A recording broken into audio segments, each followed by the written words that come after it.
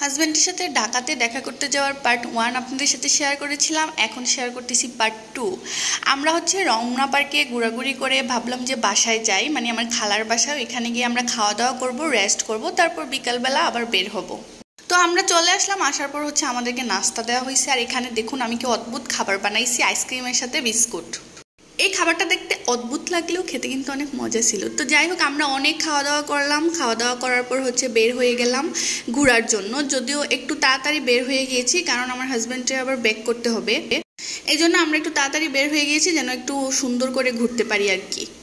তারপর আমরা এখান থেকে চলে গেলাম মিরপুর 10 হুপ মার্কেটে। ওইখানে নাকি কম দামে অনেক জিনিস পাওয়া যায়, সেগুলা দেখার জন্য এবং কেনার জন্যই গিয়েছিলাম মিরপুর 10 হুপ মার্কেটে। তার আগে আমরা রিক্সা দিয়ে অনেক ঘুরেছি। ঘোরার পর তারপর চলে আসলাম মিরপুর 10-এ। আর আমার তো ওর সাথে রিক্সা দিয়ে ঘুরতে অনেক বেশি ভালো লাগে। তো ওকে আমি বললাম যে আগে আমরা রিক্সা দিয়ে ঘুরবো, তারপর যেখানে নামার সেখানে নেমে যাব।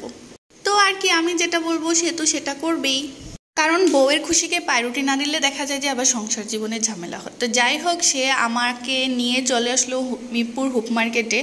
তো এখানে দেখলাম আসলে মার্কেটটা অনেক বড় ছিল এবং অনেক জিনিসই একসাথে পাওয়া যাচ্ছিল এখানে।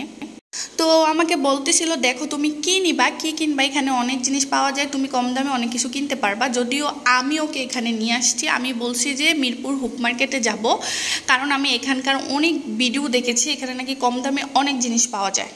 কিন্তু এখানে এসে দেখলাম বাস্তবতা পুরাই উল্টা। কারণ দেখা যায় যে জিনিসগুলোর দাম কম সেগুলোর কোয়ালিটিও খুবই বাজে, মানে এগুলা বেশি দিন ইউজ করা যাবে না। যেমন এখানে কিন্তু 200-300 টাকা থেকেও জুতা পাওয়া যায়, কিন্তু আপনি চিন্তা করে দেখেন তো 200-300 টাকা দামের জুতা আপনি কতদিন ইউজ করতে পারবেন?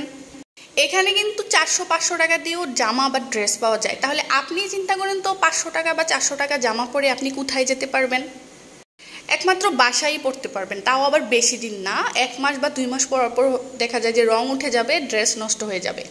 তো আমার না, মানে এত কম দামি জিনিস কেনার দরকার নাই। আমি কম কিনবো, কম জিনিসপত্র কিনবো, এটা আমি করিও। কম জিনিসপত্র কিনি, কিন্তু কোয়ালিটিফুল জিনিসপত্র কিনি, যেগুলো আমি বেশি দিন ইউজ করতে পারি। দেখা যায় আমি এক জোড়া জুতা কিনি দামি দেখে, এই এক জোড়া জুতাই কিন্তু আমার 1 বছর চলে যায়। জামার ক্ষেত্রেও সেম, মানে কম দামি জিনিস কিনে মানে টাকা নষ্ট করে তারপর দেখা যায় বেশি দিন ইউজ করা যায় না। তো আমার এগুলা হয় না। আবার দামি জিনিসও পাওয়া যায়, কিন্তু এইসব জিনিস না কুমিল্লাতেও অ্যাভেলেবেল আছে। তাহলে কেন আমি এগুলাকে শুধু শুধু ক্যারি করে কুমিল্লাতে নিয়ে যাব? তো আমি এমন না যে খুব দামি জিনিস সবসময় পরি, কিন্তু কোয়ালিটিফুল জিনিস কিনি এবং কোয়ালিটিফুল জিনিস পরি, কিন্তু কম কিনি। এত বেশি শপিং করি না, এত কেনাকাটা করি না আমি বেশি, যার কারণে দেখা যায় যে আমার এখান থেকে কোনো কিছু কেনাই হয় নাই। তো যা দামি বা একটু কোয়ালিটিফুল জিনিসগুলো ছিল, এগুলো কুমিল্লাতে অ্যাভেলেবেল ছিল। যেহেতু কুমিল্লাতে অ্যাভেলেবেল, সেহেতু আমার এখান থেকে ক্যারি করে কুমিল্লাতে নিয়ে যাওয়ার কোনো মানেই হয় না। তারপর এখান থেকে আমরা পানিপুরি খেয়ে নিলাম। এই ঢাকার পানিপুরিটা কিন্তু অনেক মজা।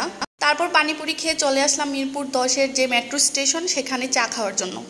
এখান থেকে চা ডেট করে আমরা চলে গেলাম বাসায়।